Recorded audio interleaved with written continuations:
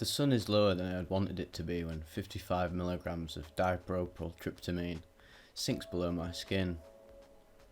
That's no problem though, since time will soon be happening twice. I'll both be leaving this park when I planned and staying longer than I hoped. I've used DPT in this grove of eastern white pines or others like it 5 times before this.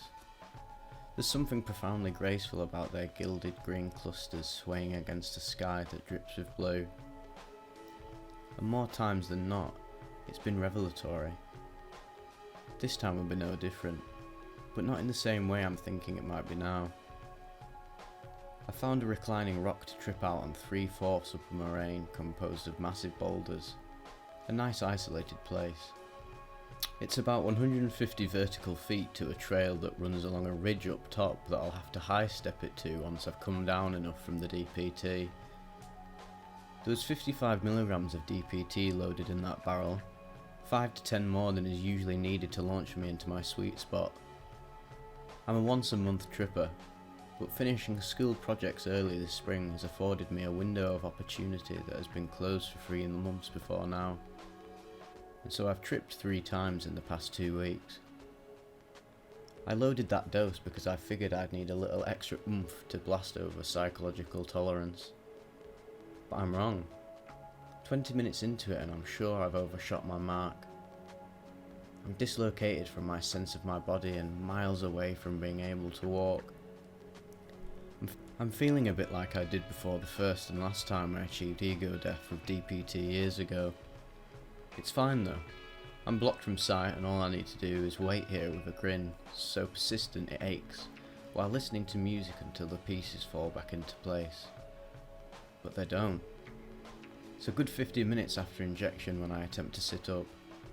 I'm way past the peak, but I'm definitely not ready to climb the boulders. I decide to do an inventory of my stuff to make sure it didn't fall out of my pockets and into that hole to oblivion I was dancing around earlier. I look to my right and see my headphones. I look to my right and see my headphones. Did I just do a double take? Did I just do a double take? What? What? I'm unable to realise it explicitly at this time, but I've begun to consistently experience partial echoes of my emotional reactions, thoughts and interior monologue. Even the inner impressions of perceptions, approximately 2 seconds after they occur. To understand the nature of what I'll be describing more clearly, imagine walking into a quiet, empty room at 1 PM. A cuckoo clock whirs to life, startling you, and you twist your head to see it. It gives one quick cuckoo. Giggling at yourself, you watch as the tiny bird snaps back behind the doors of the clock. At 1 PM and 2 seconds, the clock's doors have just shut. Yet suddenly you're struck with the same sense of surprise you had when you heard the mechanism first start 2 seconds ago. Less than half a second later, the sensation of twisting your head to see the clock recurs. You experience vertigo because in truth you haven't physically moved a bit. Still standing there looking at the cuckoo clock's closed doors, you can almost see the bird pop out and almost hear its chime. It's more than a vivid memory. What you're experiencing is so transporting that you feel at a far distance from the image of the clock that is actually present an arm's length before you now. Like you're a step behind yourself and trailing in time. Expressionless, you feel a mild sense of relief followed by a short spike of elation and a blush spread across your face. This is what that laugh you had at yourself a moment ago would have felt like if you hadn't smiled. You're getting the first hints that something's seriously wrong. Now the muffled echo of that 2-second-old laughter is mixed with brand new confusion, which will soon mount to dread. You turn to leave at 1 PM and 4 seconds, yet as you take your first step, you feel a part of you is still standing still, looking at the just closed doors of the clock. This is what's just happened to me. What the hell is this? What the hell is this? I sit for a while in the grove disbelievingly, looking around like I've just woken up in a strange place. I don't know how I got there. I don't want to leave until I figure out what's going on. I keep thinking it'll just stop on its own, but it doesn't. This is frightening. The trip has been rapidly declining. At this point I can easily stand up, walk and focus visually. Yet this phenomenon, a glitchy state of mind I'd only expect to encounter briefly during a dizzying psychedelic overdose, if ever, seems unwavering in its intensity. I look at the sunlit trees, seeking something of the enveloping warmth and beauty I saw brimming at the edges of their leaves just minutes ago. But now their lyrical shimmer seems flat and tepid. And then, once more, it seems flat and pallid. The sublime and the beautiful are no refuge for me now. I feel a twinge of panic, but it's as though the fear's emotional cord is plucked with the soggy corner of a sponge. Then the same fear comes again, indistinct and without pain, just trickling down my back with the chill of stagnant water. This should be over now. I'm down, but I'm not out. Stretched over 2 seconds, between two styluses scratching the same groove of time, I continue to find that all I experience is faded and degraded, and everything is twice. In over a decade of psychedelic experiences and reading others' reports, I've not encountered or heard of anything like what's happening to me right now. It's not an eternal tailspin into the recesses of the psyche, or LSD's thought loop-de-loop psychosis. It's not something I can't stop thinking about, because it's just so damned intriguing or a perseverative behaviour spurred on by compulsion. For 30 or 40 minutes I try to tell myself it's one or a combination of these things, and I'm just still too fucked up to recognise it. Throughout the episode I most often tell myself that what I'm dealing with is my own obdurate conviction in the pursuit of a question. I want what I'm experiencing to be the result of following a mystery so irresistible that I've placed myself as a character in its ongoing story to figure it out. The question, if a person suddenly re-experiences everything, even as they continue on with their life, what can they do to make the repetition stop? And how do they catch up, or slow down, so that the two aspects of themselves once again track their experiences at the same point in time? I'm feeling myself and I know it. I just want the problem to be something I recognise so that I can know it will end, or can at least imagine a way that it could end. I need to know this is something people come out of, but the seconds are just there, unapproachable and indelible like a brute fact. I want to cry, or I expect that's what I should want. That's what's supposed to happen when things are desperate and you don't know what to do. That's the one outlet we always have, but I can't feel anything strongly enough to cry. Feelings occur in our immediate experience, but in this labyrinthian echo chamber they cannot scale at any sharp emotional crescendos because they're constantly garbled and misdirected by the stirring of the just past. My thoughts and their echoes share the same breath as they stifle each other in endless error. I can't understand what's happening or escape it, only persist as a subject of its vague horror. It's a simple horror too, consisting of just this world and just one repetition. This is no dimethyltryptamine temple whose grand vault and ornate fixtures can only be maintained by the rapid influx of high concentrations of psychoactives. No. All this needs to maintain itself is what it already has. The independent reality of quotidian existence. Its hell is economical. It really could last forever. I repeat the same rationalizations about what is or isn't happening repeatedly, because often I can't tell if the echo of these frantic thoughts is the second, third, or the first time I've gone over them. Degraded experiences like the ones I'm encountering now don't make much of an impression, so I constantly forget. I'm flailing in a swarm of sensations. It's extraordinarily difficult to tell when I first initiate any action, because often my sense of initiating some thought B will coincide with the echo of my sense of initiating some previous thought A. The result is a sense that I experience starting to think about two things that are not necessarily related to one another at the same time. In this way, even simple statements about myself can cascade into cacophonous congregations, jostling with slick-tongued strangers. I started to worry I could get rolled into a snowballing maze of ever more convoluted re-experiences of re-experiences. A few times I think that a positive feedback loop is forming, but the loops truly seem limited to just one iteration. My misperception of second or third repetitions, or repetition intervals of greater than 2 seconds, owed to forgetting that what's been thought already and how long I've been repeating it, or repeating something to myself in order to comprehend it by rote, and forgetting that repeating things to myself is what I'm trying to do, or pretending that my fear of being caught up in endlessly overlaid repetitions of shuffled experience intervals has actually come to pass, but forgetting that I started out just pretending. Yeah, it's damned confusing. Of all the things I re-experience, my interior monologue is the most resonant, so it is it that I try to quiet. I hope that the real-time and delayed tracks of my experience will be pulled back together if I can create a vacuum of mental silence. If no experience fills time, I hope, there is nothing to separate the copied experience from the original. Nothing for the horror to orient its consistency. Staring wide-eyed, I see, and try only to see, something outside me. Tree bark, lichen on granite, cloud, it's futile. I can't empty my mind of thought because the echo is, itself, thought. It is automatically layered. It is always already inside. I want to talk to someone. I want to hear a voice that isn't my own. I feel almost completely sober in my body now. Why hasn't this stopped?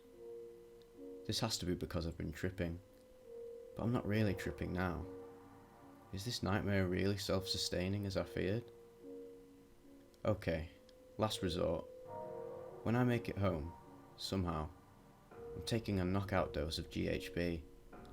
A lack of consciousness cannot be divided. That will save me.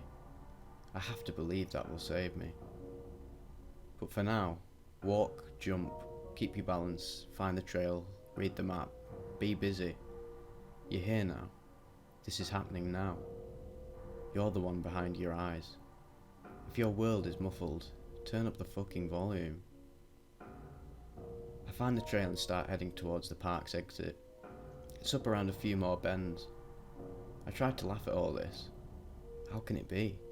It's all so absurd. It can't be my fate if it's absurd. You can't split and drag a clone of your ego behind you in time. You can't be happening twice. You can't be happening twice. Whatever is happening can only be happening amid the swirl of living symbols that is you. You cannot be stuck in a mystery of logic. You cannot lose yourself forever in a question. Your ego was unravelled during the trip, and when it started to spin back together, the exact same length of thread was double spun. Here I'm not sure if I experienced double vision or if it's a hallucination. It's too quick, but for about 2 seconds the rightward bend of the trail in front of me divides in two and appears to curl back on itself. That's it! I laugh out loud, and for the first time in over an hour, I feel a sensation resonate through my whole being. It's joy. Wait, what? I forgot what I'd just figured out. For about half a minute I'm not even sure what's happened in the past hour or so, but I feel like crying, and I finally feel like I could cry. It stopped. Suddenly I'm tripping again, with elation that's bold and clarion.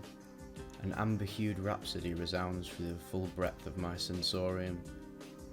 It's partially the sheer ecstasy of being whole again, but truly I am tripping harder. Perhaps a light +2 on Shulgin's scale.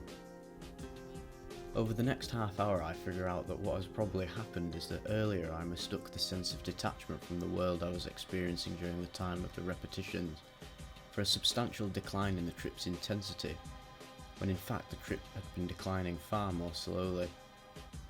I check the clock on my cell and see I'm only a little over 2.5 hours past dosing.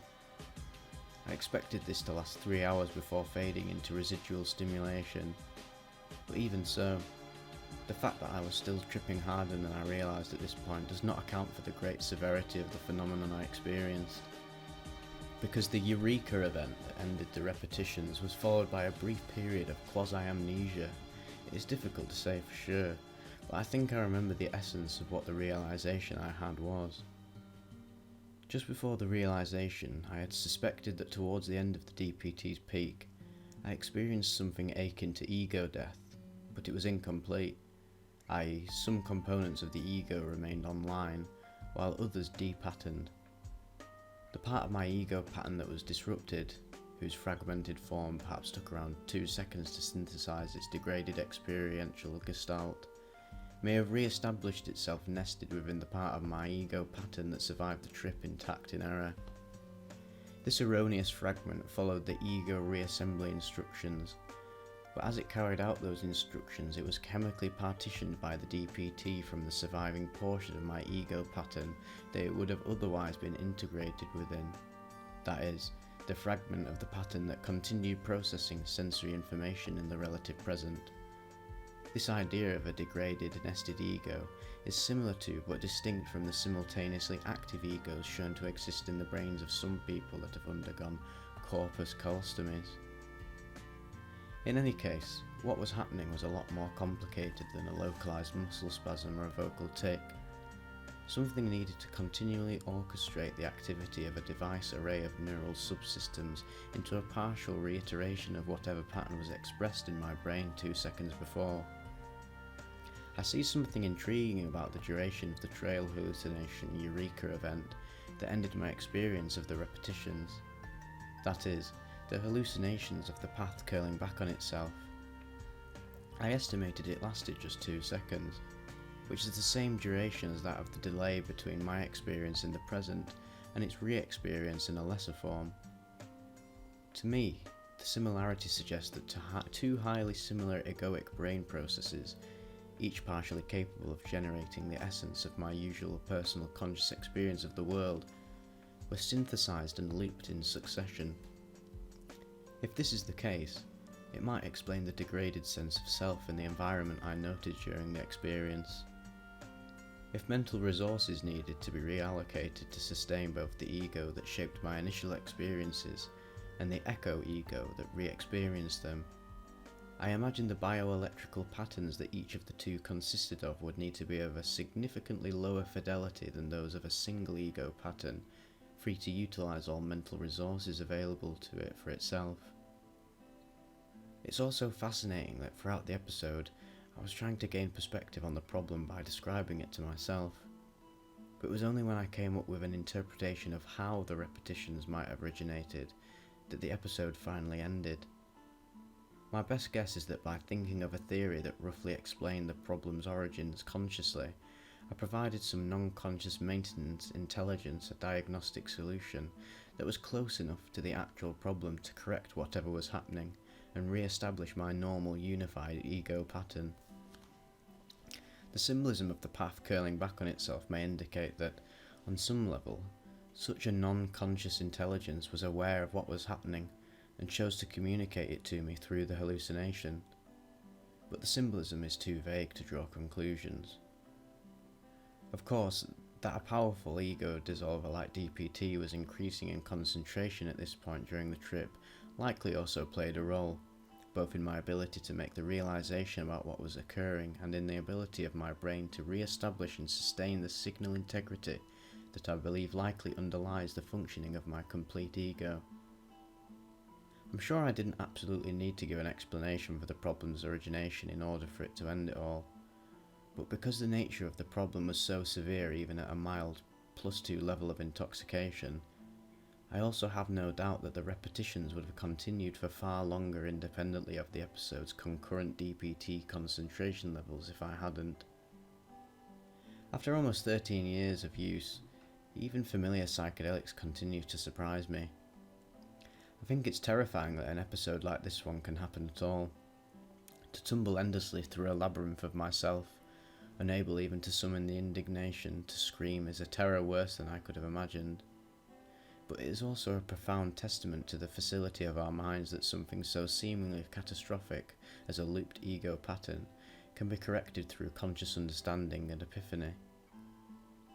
DPT taught me a psycho-philosophical lesson I had never read of or heard or hinted about, and provided it through incomparably valuable first-hand experience.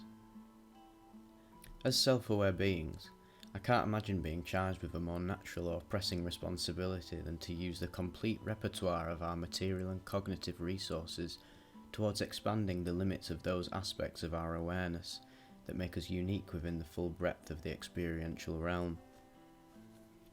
What tools today could be more valuable to those ends than these non-endogenous bridges of psychomatter we continue to lay across moribund voids to new and great expanses of the mind that are physiologically impossible to reach without them?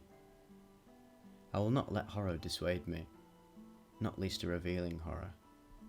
I won't fear such opportunity.